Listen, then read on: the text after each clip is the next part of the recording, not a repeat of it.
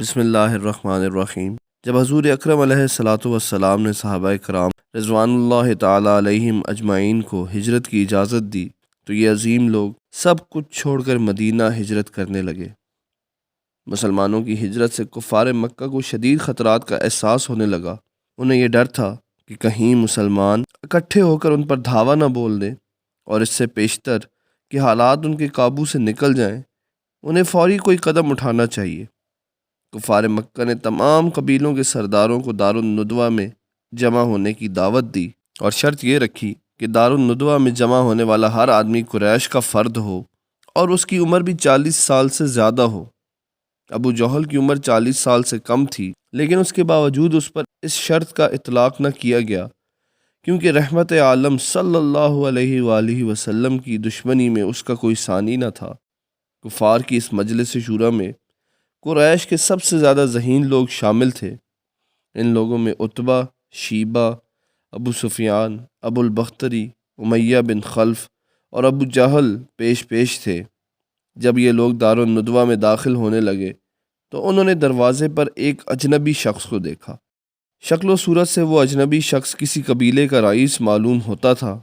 اجنبی شخص نے ایک ریشمی جبہ پہنا ہوا تھا۔ جب ان کفار نے اس سے پوچھا کہ اے شیخ آپ کون ہیں تو اس نے جواب دیا، میں اہل نجد کا سردار ہوں اور سنا ہے تم کسی اہم کام کے لیے یہاں پر اکٹھے ہوئے ہو۔ میں بھی اسی لیے یہاں پہنچا ہوں کہ اس کارروائی میں اپنا حصہ ڈال سکوں اور ممکن ہے تمہیں کوئی اچھا مشورہ دوں۔ ان کفار نے اس اجنبی شخص کو بھی اپنے ساتھ دارالندوہ میں آنے کی دعوت دی اور سب لوگ دارالندوہ یعنی کہ اس دور کے پارلیمنٹ ہاؤس میں اکٹھے ہوئے۔ یہ اجنبی شخص کوئی اور نہیں بلکہ ابلیس تھا، جو وہاں پر انسانی شکل میں آ دھمکا تھا۔ بہرحال یہ لوگ وہاں پر جمع ہوئے اور گفتگو شروع ہوئی۔ وہ کہنے لگے کہ رسول پاک صلی اللہ علیہ وآلہ وسلم کے حالات تمہارے سامنے ہیں اور ان کے ساتھی مدینہ میں جمع ہو رہے ہیں۔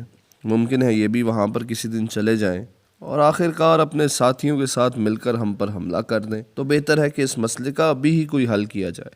ابو البختری بولا کہ ہمیں چاہیے کہ رسول پاک صلی اللہ علیہ وآلہ وسلم کو زنجیروں میں جکڑ کر ایک کمرے میں بند کر دیں اور اس دن کا انتظار کریں کہ جب وہ اسی کمرے میں اپنی جان آفرین کے سپرد کر دیں۔